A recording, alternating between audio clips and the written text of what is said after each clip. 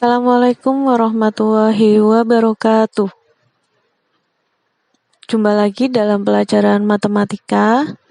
Pada hari ini kita akan masuk ke bab persamaan linear satu variabel. Dan yang akan kita pelajari adalah tentang kalimat terbuka dan kalimat tertutup dan menyatakan himpunan penyelesaian dari suatu kalimat terbuka.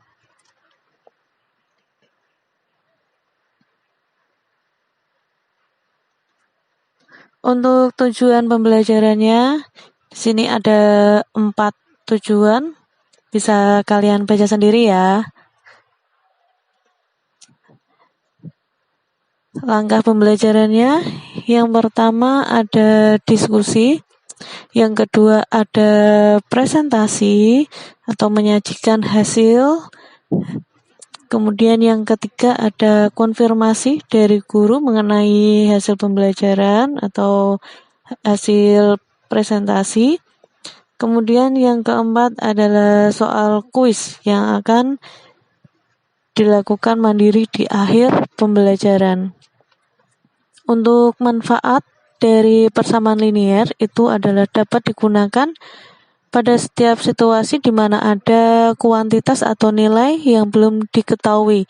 Nah, nilai yang belum diketahui ini biasanya dilambangkan dengan variabel. Nah, bisa menghitung apa saja, bisa kalian baca sendiri. Nah, sebelumnya kita harus bersemangat. Ya, kita harus tetap semangat untuk belajar. Karena apabila sekarang kita malas belajar, maka besok atau lusa atau di kemudian hari nanti siap-siaplah kalian menjadi orang yang bodoh. Apalagi kok dalam kondisi pandemik seperti ini, daripada kita menghambur-hamburkan waktu kita, maka gunakan waktu kita sebaik mungkin untuk belajar. Semangat semuanya. Sebelum kita masuk ke pembahasan pokok kita, coba kita ingat lagi tentang operasi bilangan bulat. Nah, operasi bilangan bulat itu di sini contohnya misal ada 3 ditambah negatif 5, itu hasilnya sama dengan negatif 2. Negatif 6 dikurangi 4 sama dengan negatif 10. 8 dikurangi negatif 1 sama dengan 9. Bu Fris harap kalian masih ingat ya dan sudah lancar tentang operasi bilangan bulat. Selanjutnya, ingat-ingat lagi tentang bentuk aljabar. Kalau kalian masih ingat, struktur aljabar itu ada 3 komponen.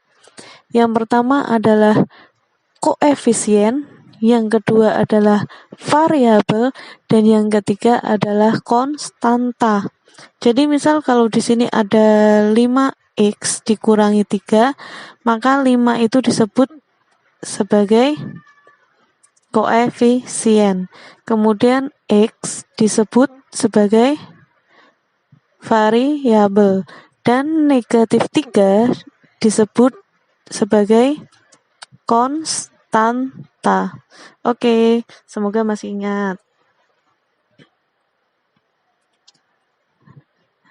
Nah, kemudian untuk operasi bentuk aljabar, kita ingat-ingat lagi dulu. Nah, di nomor 1 ada 5C dikurangi 4 ditambah 3C ditambah 1. Untuk penjumlahan dan pengurangan bentuk aljabar, itu adalah syaratnya harus memiliki suku atau harus sukunya sama. Sukunya sama itu berarti memiliki variabel dan pangkat variabel yang sama juga. Berarti untuk 5C itu satu suku dengan 3C dan negatif 4 satu suku dengan 1, maka itu bisa dioperasikan. 5C ditambah 3C sama dengan 8C, negatif 4 ditambah 1 itu negatif 3. Kemudian yang nomor 2 itu ada 3, kemudian dalam kurung berarti operasinya perkalian, 3 kali Z dikurangi 4 ditambah 3Z. Nah, perkalian didahulukan, 3 kali Z 3Z, 3 kali negatif 4, negatif 12, kemudian di belakangnya ada 3Z lagi, berarti 3Z itu satu suku dengan 3Z, berarti 3Z tambah 3Z 6Z, negatif 12 tidak memiliki teman satu suku, berarti ditulis tanpa dioperasikan, masih tetap ya negatif 12. Untuk nomor 3 itu caranya juga sama dengan yang nomor 2, maka harus dikalikan terlebih dahulu. Ya, 3 kali X ditambah 12 baru dioperasikan dengan yang ada di depannya. Hasilnya 2X dikurangi 6. Coba sekarang kalian lihat, di sini ada buah apel. Nah, buah apelnya itu pada baris yang pertama itu ada 1 apel ditambah 3 apel. Berarti hasilnya sama dengan 4 apel. Nah, kalau baris kedua itu ada 3 apel ditambah 4 apel. Pasti hasilnya 7 apel. Nah, kalau baris ketiga itu ada 2 apel ditambah apelnya ada di dalam kotak, belum tahu berapa. Nah, kalau belum tahu berapa nilainya, maka dilambangkan dengan variabel. Di sini digunakan variabel K sama dengan, nah, 2 ditambah berapa? K-nya itu atau dalam kotak belum diketahui, tapi hasilnya sudah diketahui, yaitu ada 8 apel. Berapakah K? Nah, itu bisa digunakan yang namanya PLSV. Nah, sebelum ke PLSV, kita harus tahu dulu apa itu kalimat terbuka, apa itu kalimat tertutup. Nah, di sini ada 3 kolom. Nah, 3 kolomnya menyatakan kalimat yang tidak dapat dinilai kebenarannya, kalimat yang bernilai benar, dan kalimat yang bernilai salah. Pada kalimat yang tidak dapat dinilai kebenarannya, itu berarti ada kalimat tanya, ada kalimat perintah, dan ada kalimat apabila yang menggunakan variabel atau sesuatu yang belum diketahui. Contohnya misal di sini danau apakah yang merupakan danau terluas di Indonesia? Kalimat tanya, kan kita tidak bisa tahu itu benar atau salah. Suatu bilangan dikalikan 5, suatu bilangan. Nah, suatu bilangan itu berapa? Belum tahu bilangannya, maka itu tidak dapat diketahui nilai kebenarannya. Paham ya? Untuk yang kolom kedua, itu ada kalimat yang bernilai benar. Berarti kita sudah tahu kalau kalimat tersebut benar. Contohnya misal, Danau Toba merupakan danau terluas di Indonesia. Kota Semarang berada di Provinsi Jawa Tengah. Nah, itu kan kita sudah tahu kalau kalimat tersebut bernilai benar. Pada kolom yang ketiga, itu kalimat bernilai salah. Contohnya, Rumah Gadang adalah nama rumah adat Provinsi Sumatera Utara. Bernilai salah. 2 adalah bilangan ganjil. Bernilai salah. Nah, dari kelompok nomor 2 dan nomor 3 adalah kelompok kalimat yang dapat dinyatakan benar saja atau salah saja. Jadi kalian sudah tahu kalau ini kalimatnya benar atau salah. Kalimat tersebut yang dinamakan dengan kalimat tertutup atau disebut dengan pernyataan. Paham ya? Jadi kalimat tertutup itu seperti apa? Bu Fris ulangi lagi, kalimat tertutup itu adalah kalimat yang sudah dapat diketahui benar atau salahnya.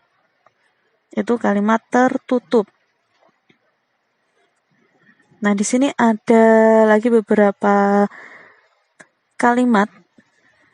Nah, tugas kalian adalah kelompokkan kalimat-kalimat tersebut ke dalam kelompok A atau B. Nah, kelompok A itu memiliki unsur yang belum diketahui, ada unsur yang belum diketahui, sedangkan kelompok B memiliki unsur yang telah diketahui.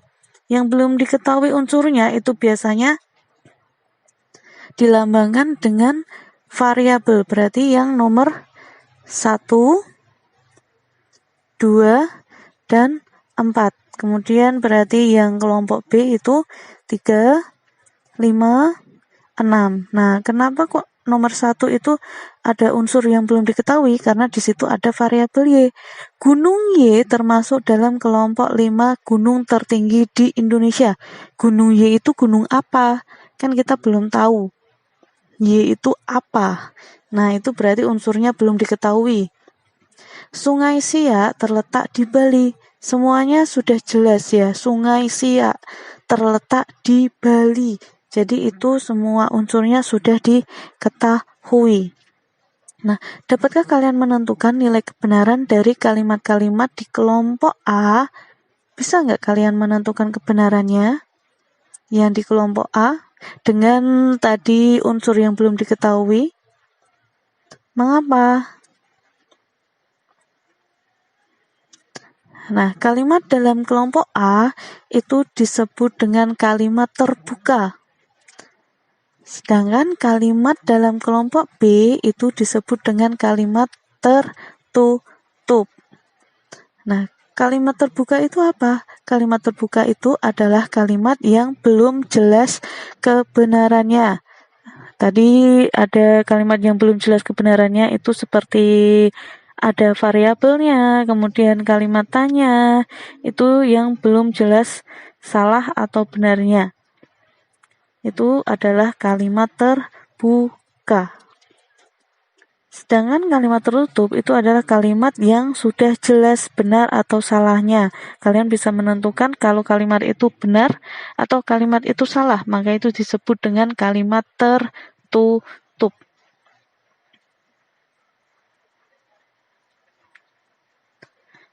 Tentukan selesaian dan himpunan selesaian dari kalimat terbuka berikut. Nah, di sini ada kalimat terbuka yang ada variabel X-nya. X ditambah 7 sama dengan 10. Nah, berapakah nilai X yang benar? Nah, berapa ditambah 7 sama dengan 10? Maka hasilnya 3, karena 3 ditambah 7 sama dengan 10. Jadi selesaiannya adalah X itu sama dengan 3. Nah, untuk himpunan penyelesaiannya adalah 3.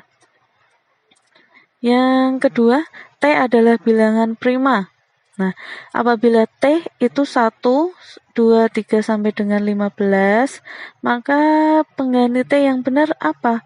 Nah, berarti cari bilangan prima dari 1 sampai 15. Nah, ini masih kurang ya, ada 2, 3, 5, 7, kemudian ditambahkan 11 dan 13. Ya, jadi X-nya mungkin bukan X ya, tapi T. T-nya itu ada 2, 3, 5, 7, 11, dan 13. Kemudian untuk yang ketiga, 7X ditambah 5 sama dengan 10 dengan X anggota himpunan bilangan asli. Nah, 7 dikali berapa ditambah 5 sama dengan 10.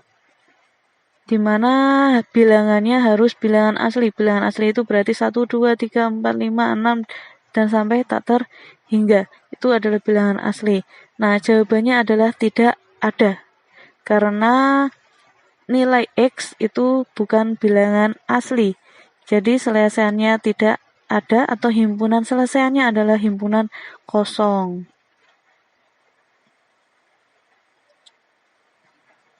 Nah, kita simpulkan kegiatan 1 dan kegiatan 2. Persamaan linear satu variabel atau PLSV itu adalah suatu kalimat terbuka yang memiliki satu variabel, jadi variabelnya hanya satu saja, dan berpangkat 1.